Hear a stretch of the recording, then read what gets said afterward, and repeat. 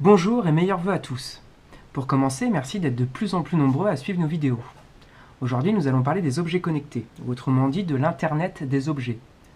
On entend ce terme de plus en plus souvent, ou du moins nous l'entendrons de plus en plus, car beaucoup considèrent les objets connectés comme le futur d'Internet.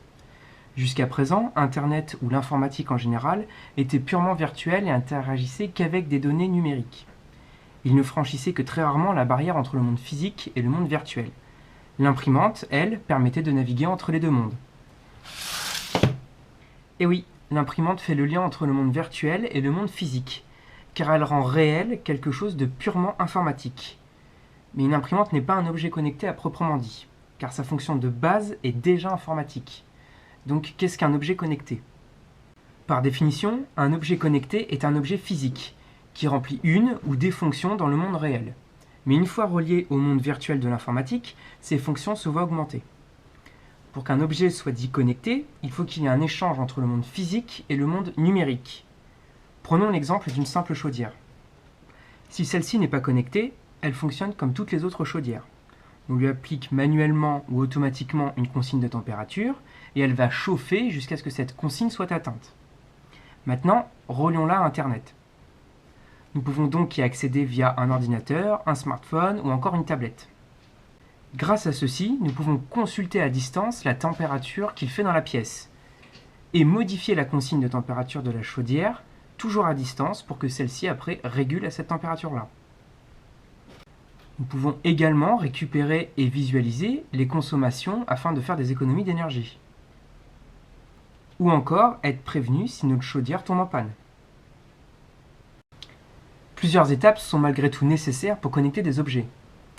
Déjà, un objet peut être connecté soit au réseau Internet, soit à d'autres objets. Pour que tout ce beau monde puisse communiquer et échanger, voici les étapes indispensables. Tout d'abord, il faut identifier chaque système connectable. À l'image d'une adresse postale ou encore d'une adresse mail, il faut leur attribuer un identifiant unique qui permettra de les reconnaître dans le réseau. Ensuite, il y a les capteurs. Ils nous raccrochent au monde réel et remplissent la fonction de base de l'objet. Par exemple, pour une chaudière, ce sera de relever la température ambiante. Pour un équipement domotique, ça peut être de fermer les volets. Nous devons désormais connecter les objets entre eux afin qu'ils puissent échanger leurs données ou leurs informations. Par la suite, chaque objet doit avoir un moyen de communication qui le rattache au monde virtuel. Donc il en existe plusieurs, comme le Bluetooth ou le Wi-Fi. Et pour finir, il faut relier le monde physique au monde informatique via par exemple Internet, qui permet un pilotage ou un contrôle à distance. Nous avons désormais un système complet où chaque objet peut interagir avec un autre ou bien interagir avec l'extérieur via Internet. Maintenant, nous pouvons imaginer qu'une gestion de lumière détecte la tombée de la nuit et ordonne à l'équipement domotique de fermer les volets. Et lui-même, à son tour, peut prévenir la chaudière de se mettre en route.